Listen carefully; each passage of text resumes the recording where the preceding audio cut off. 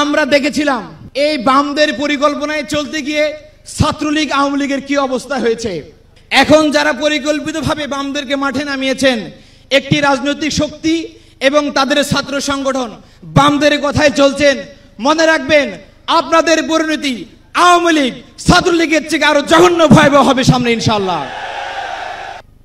সম্মানিত উপস্থিতি, আপনারা জানেন 1971 সালে স্বাধীনতা যুদ্ধের পরে দেশের প্রত্যেকটি ক্যাম্পাসে যখন ছাত্র সমাজ অনৈতিকতার জালে আবদ্ধ হয়ে পড়েছিল, ছাত্রলীগ এবং বাম সন্ত্রাসীরা যখন ক্যাম্পাসে সহিংসতা, ধর্ষণ, টেন্ডারবাজি, সিট বাণিজ্য, শিক্ষার্থী নির্যাতন এবং শিক্ষার্থীদের হত্যা করার মাধ্যমে পরিকল্পিতভাবে শিক্ষার পরিবেশ বিনষ্ট করছিল, ঠিক এই সময়ে এই দেশের এবং জাতির ঐতিহাসিক প্রয়োজনে আবির্ভাব হয় শহীদি কাফেলা বাংলাদেশ ইসলামী ছাত্র শিবিরের।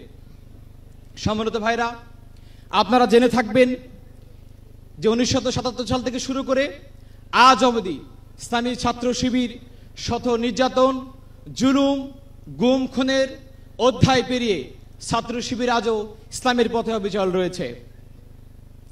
আপনারা জেনে থাকবেন যে ইসলামী ছাত্র শিবির বরাবর চেষ্টা করেছে ইসলামের আলোকে এদেশকে, এ জাতিকে গঠন করতে। কিয়ামত পর্যন্ত ইসলামী ছাত্র শিবির ইসলামের পথে থেকে এদেশকে, এ জাতিকে সার্ভিস দিয়ে মুসলিম উম্মার পক্ষে কাজ করে যাবে ইনশাআল্লাহ। সম্মানিত ভাইরা, আপনারা জেনে অবাক হবেন, এদেশের জনগণ, এই সবুজ ভূখণ্ডের অপার সম্ভাবনাময় বাংলাদেশের জনগণ বরাবরই রাজনৈতিক প্রতারণায় সামিল হয়েছে। 1757 সাল থেকে 1947 সাল পর্যন্ত এই 190 বছরের ইতিহাসে ব্রিটিশদের শোষণ, যন্ত্রণার, বঞ্চনার আমরা শিকার হয়ে জেনে ভালো সময় পেয়েছি, তখনই শুরু হয়েছিল পাকিস্তানি শাসকদের কালো অধ্যায়। এই পাকিস্তানি শাসকদের অপরিণামদর্শিতা, জুলুম, নির্যাতন পার করে যখন আমরা একটি স্বাধীন দেশ পেয়েছি, ঠিক তখনই গণতন্ত্রের লেবাসদারি ফেসিবাদের প্রতীক শেখ মুজিব একদলীয় শাসন কায়েম করে, বাকশাল কায়েম করে এদেশের অগ্রযাত্রা পথকে রুদ্ধ করে দিয়েছিল। শুধু তাই নয়, তারই ধারাবাহিকতায় 2006 সালে 10 টাকার 1 চাল, 5 টাকায় কাঁচা ঝাল আর ঘরে ঘরে চাকরি দেওয়ার স্লোগান দিয়ে 2006 সালে লগি বৈঠার তাণ্ডব চালিয়ে মানুষকে পিটিয়ে হত্যা করে লাশের উপরে নৃত্য করার রাজনীতি তারা চালু করেছিল বাংলাদেশে। শুধু তাই নয়, 2009 সালে দেশপ্রেমিক সেনাবাহিনীকে হত্যা করে বিটিআর বিদ্রোহের নাম দিয়ে তারা দায় চাপানোর রাজনীতি শুরু করেছিল।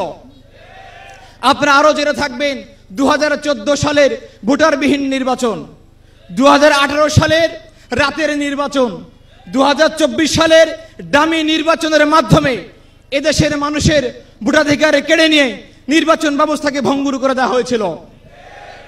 2010 সাল থেকে শুরু করে আজ অবধি পরিকল্পিতভাবে দেশপ্রেমিক রাজনৈতিক নেতৃবৃন্দ, ছাত্র সংগঠক এবং আলেম ওলামাদেরকে জেল, জুলুম, হামলা, মামলার মাধ্যমে, judicial killing, extra judicial killing এর মাধ্যমে এদেশকে পরিকল্পিতভাবে নেতৃত্ব শূন্য করার প্ল্যান তারা করেছিল। কিন্তু আপনারা জেনে থাকবেন, শহীদ শরীফুজ্জামান নোমানী, শহীদ আবরার ফাহাদ, শহীদ আবু সাইদ, শান্ত, মুগ্ধ এবং অসীমরা ভারতীয় আধিপত্যবাদ এবং সাম্রাজ্যবাদের সামনে হাত চিতিয়ে বুকে গুলি ধারণ করে তাদের পরিকল্পনাকে নস্যাৎ করে দিয়েছে। তারা স্বাধীনতার সূর্যকে আবারও ফিরিয়ে এনেছে। কিন্তু দুর্ভাগ্যের বিষয় হলো, আমরা দেখেছি জুলাই অভ্যুত্থানে 2000 শহীদ রক্ত দিয়েছে, 30,000-এর অধিক মানুষ পঙ্গুত্ব বরণ করেছে। তাদের রক্তের দাগ না শুকাতেই আর একটি স্বার্থবাজ গোষ্ঠী নতুন করে আবারও কায়েমি স্বার্থ চরিতার্থ করার জন্য পরিকল্পনা করছে। আপনারা দেখে থাকবেন, রাজনৈতিক দলগুলোর মধ্যে বিভাজন তৈরি করার জন্য সেই ফ্যাসিবাদী বয়ানগুলোকে আবারও সামনে আনা হচ্ছে। যৌন স্বাধীনতা, সমকামিতা, রাজনৈতিক সহিংসতা, সাম্প্রদায়িক সহিংসতার নামে পরিকল্পিতভাবে বাম সংগঠনগুলো এই দেশকে বিশৃঙ্খল করার চেষ্টা করছে। শুধু তাই নয়, আপনারা দেখে থাকবেন ইতিমধ্যে সিভিল কু, জুডিশিয়াল কু, আনসার করার মাধ্যমে সচিবালয় থেকে আওয়ামী লীগের দোসররা পরিকল্পিতভাবে ফ্যাসিবাদকে আবার পুনঃপ্রতিষ্ঠার জন্য চেষ্টা করে যাচ্ছে। সম্মানিত ভাইরা, আমরা আপনাদেরকে বলতে চাই যে ইসলামী ছাত্র শিবির এবং ছাত্র জনতা বেঁচে থাকা অবস্থায় কখনো আপনাদের পরিকল্পনা বাস্তবায়ন হতে দিব না ইনশাআল্লাহ।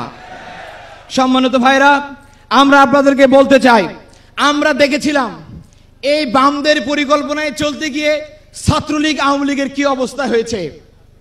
এখন যারা পরিকল্পিতভাবে বামদেরকে মাঠে নামিয়েছেন, একটি রাজনৈতিক শক্তি এবং তাদের ছাত্র সংগঠন বামদের কথায় চলছেন, মনে রাখবেন আপনাদের পরিণতি আওয়ামী লীগ ছাত্রলীগের থেকে আরো জঘন্য ভয়াবহ হবে সামনে ইনশাআল্লাহ।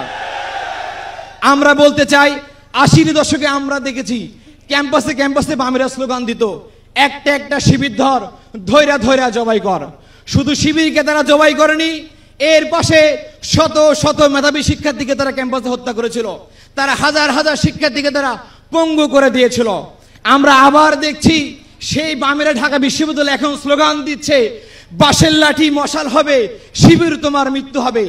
আমরা এমন জঘন্য স্লোগানকে ধিক্কার জানাই এবং আমরা বলতে চাই, ছাত্র শিবির এদেশের মানুষের আপামর জনতার ভালোবাসা নিয়ে তৈরি হয়েছে।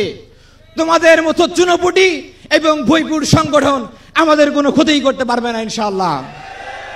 আমরা বলতে চাই, এই বাম সংগঠন যারা ছাত্র শিবিরের 22 জন ভাইকে হত্যা করেছিল, তারা আজকে স্লোগান দিচ্ছে আবরার ফাহাদকে হত্যা করা নাকি জায়েজ ছিল, এবং এই স্লোগানকে এখন বর্তমানে একটি ছাত্র সংগঠন তারা ইতিমধ্যে সাপোর্ট দিয়ে যাচ্ছে। আপনারা জেনে থাকবেন, শেখ মুজিবের বাকশাল কায়েম থেকে শুরু করে বিগত আওয়ামী লীগের 15 বছরে যারা গুম, খুন, দুর্নীতি, ধর্ষণ, লুটপাট এসব কিছুকে সমর্থন দিয়েছে তারাই ছিল এই বামেরা। আমরা অবশ্যই ইউনিট সরকারকে বলতে চাই, যে দোষ করার কারণে আওয়ামী লীগ নিষিদ্ধ হয়, আওয়ামী লীগের বিচার হয়, সে দোষে সহযোগী হওয়ার কারণে বামদের কেন বিচার করা হবে না, এই প্রশ্ন আমাদের মাথায় আসে না। আমরা বলতে চাই, অতি সত্বর এই লান সন্ত্রাসীদেরকে বিচারের মুখোমুখি করতে হবে। সম্মানিত ভাইরা, আমরা বলতে চাই, এই অন্তর্বর্তী সরকারকে আমরা বলতে চাই, আপনারা ইতিমধ্যে লক্ষ্য করেছেন হয়তোবা, এখন ইতিমধ্যে আওয়ামী লীগ ছাত্রলীগ পুনর্বাসনের কাজ চলমান রয়েছে। যদি আমি বলতে চাই, গোপালগঞ্জ বিশ্ববিদ্যালয়ে একটি সংগঠন নতুন কমিটি দিয়েছিল, যাদের 80% নেতা হচ্ছে ছাত্রলীগ থেকে আসা, যারা ছিল সন্ত্রাসী। জুলাই গণহত্যা সরাসরি তারা ছাত্রদের উপরে গুলি চালিয়েছিল। আমরা দেখেছি পাবনা মেডিকেল কলেজে কমিটি দিয়েছে 22 জনের, তার মধ্যে 21 জন ছিল ছাত্রলীগের পোস্টেড নেতা। একইভাবে রাজশাহী মেডিকেল কলেজ, ঢাকা বিশ্ববিদ্যালয় এবং সে দলের কেন্দ্রীয় কমিটিতে পর্যন্ত এই সন্ত্রাসীদেরকে জায়গা দেওয়া হচ্ছে। আমরা বলতে চাই, ছাত্ররা খুব বেশি রাজনীতি সচেতন, তাদেরকে আপনারা বোকা ভাববেন না, বোকা করে রাখা যাবে না। কারা আপনারা এই কাজ করছেন, নতুন করে কারা ঢাকা পলিটেকনিকে ছাত্রদেরকে পিটিয়ে মারা পরিকল্পনা করেছেন, কক্সবাজারে, চট্টগ্রামে, সৌরার্দি কলেজে, মাহবুব মোল্লা কলেজে কারা শিক্ষার্থীদেরকে ছাত্রলীগ স্টাইলে পিটিয়েছেন সেটা সবাই অবগত আছে। সময় থাকতে সাবধান হন, নইলে আগামী দিনে ছাত্র জনতা ছাত্রলীগের মতো করে অবাঞ্ছিত ঘোষণা করে এই ক্যাম্পাস থেকে আপনাদেরকে বিতাড়িত করে দেবে ইনশাআল্লাহ। সম্মানিত ভাইরা, আমরা বলতে চাই, আমরা স্পষ্ট ভাষায় বলে দিতে চাই, আমরা অন্তর্বর্তী সরকার, আমরা আপনাকে বলতে চাই, বাংলাদেশের জমিনে আর কোনো ভারতীয় দালালদেরকে আমরা জায়গা দিতে পারবো না। আমরা অন্তর্বর্তী সরকারকে বলতে চাই, পাশাপাশি রাজনৈতিক দলগুলোকে বলতে চাই, আপনারা যদি সত্যিকার অর্থে এদেশের মানুষের ভোটাধিকার ফিরিয়ে দিতে চান, সৎ নেতৃত্ব ফিরিয়ে দিতে চান, গুম, খুন, ধর্ষণ বন্ধ করতে চান, তাহলে আপনারা অতি দ্রুত এক টেবিলে বসে যান। আপনারা জাতীয় সংহতি ঘোষণা করুন, জাতীয় ঐক্য গড়ে তুলুন। এই কাজে অবশ্যই ইসলামী ছাত্র শিবির আপনাদেরকে সহযোগিতা করবে। এর পরিবর্তে যদি আপনারা আওয়ামী লীগ পুনর্বাসনের কাজকে আপনারা গুরুত্ব দেন, অথবা ফ্যাসিবাদী সিস্টেমকে পুনরায় পুনঃপ্রতিষ্ঠা করার চেষ্টা করেন, তাহলে মনে রাখবেন, আগামী নির্বাচনে তরুণ ছাত্র সমাজ আপনাদেরকে লাল গাড়ি দেখিয়ে বিদায় করে দিবে এখান থেকে। শুধু তাই নয়, যারা যোগ্য, দক্ষ, আল্লাহভিমুখ এই শফিকুল ইসলাম মাসুদ ভাইয়ের মতো নেতাকে আমরা আগামী দিনে আমাদের ইমাম বানিয়ে সংসদে পাঠিয়ে দিতে বাধ্য হব। এছাড়া আমাদের সামনে ভারতীয় আধিপত্যবাদ এবং সাম্রাজ্যবাদ মোকাবেলার আর কোনো পথ খোলা নেই। সংগ্রামী উপস্থিতি, আমরা বলতে চাই ছাত্র শিবির এমন একটি সভ্যতা বিনির্মাণ করতে চাই যে সভ্যতার ভিত্তি হবে ন্যায় এবং ইনসাফ, যে সভ্যতার প্রত্যেকটি মানুষ হবে সৎ, দক্ষ এবং দেশপ্রেমিক। সম্মানিত উপস্থিতি, আগামী দিনে আমাদের দেশ কতটুকু ভালো থাকবে, এ জনগণ কতটুকু শান্তিতে থাকবে তা নির্ভর করবে আগামী দিনে সংসদে কারা যাচ্ছে। যারা শরিয়া আইন মানে না, যারা চাঁদাবাজি করে, লুটপাট করে, টেন্ডারবাজি করে, টেম্পু স্ট্যান্ড দখল করে, তাদেরকে দিয়ে এদেশের কোনো পরিবর্তন হবে না, আমরা সেটা ভালো করে জানি। কাজেই ছাত্র শিবিরের মতামতের সাথে যারা একমত পোষণ করবে, আগামী দিনে জাতীয় নির্বাচনে ইসলামী ছাত্র শিবির তাদের পক্ষ হয়ে লাগাতার জিহাদ করে যাবে ইনশাআল্লাহ। এবং ইসলামী ছাত্র শিবির এরকম আল্লাহ ভীরু সৎ, দক্ষ নেতৃত্বকে আগামী দিনে এদেশের নেতৃত্ব ছেড়ে দিতে কাজ করবে ইনশাআল্লাহ। সম্মানিত ভাইরা, আমি সর্বশেষ আপনাদের সামনে বলতে চাই, আমরা চেয়েছি এদেশে এমন একটি রাজনৈতিক সংস্কৃতি গড়ে তুলতে যেখানে থাকবে না ট্যাগিং, যেখানে থাকবে না ব্লেমিং, যেখানে থাকবে না দোষারোপ, যেখানে থাকবে না দোষ চাপানো এবং দায় চাপানো রাজনীতি। আমরা চাই রাজনৈতিক অঙ্গনে একটি পারস্পরিক সহযোগিতা, সহমর্মিতা এবং শ্রদ্ধাবোধের জন্ম দিতে। আমরা জুলাই অভ্যুত্থানের শহীদদের কফন শেষ শপথ করেছিলাম। শহীদদের মায়ের পরিবারে গিয়ে গিয়ে আব্বা আম্মাকে আমরা ওয়াদা দিয়ে এসেছি। হাসপাতালে গিয়ে গিয়ে পঙ্গুত্ব বরণকারী ভাইদেরকে আমরা কথা দিয়ে এসেছি। জুলাই হত্যাকারীদের বিচার না হওয়া পর্যন্ত এবং জুলাই অভ্যুত্থানকে বিপ্লবে রূপান্তর না করা পর্যন্ত ইসলামী ছাত্র শিবির ঘরে ফিরবে না ইনশাআল্লাহ। সম্মানিত ভাইরা, আগামী দিনে শহীদ ভাইদের প্রত্যাশার আলোকে বৈষম্যহীন এবং সম্প্রীতির এক দেশ গড়তে এবং দেশ ইসলাম রক্ষার আন্দোলনে আপনাদেরকে অংশগ্রহণ করার উদাত্ত আহ্বান জানিয়ে আজকের মতো বিদায় নিচ্ছি। বাংলাদেশ জিন্দাবাদ, বাংলাদেশ ইসলামী ছাত্র শিবির জিন্দাবাদ, ইনকিলাব জিন্দাবাদ, খুদা হাফেজ।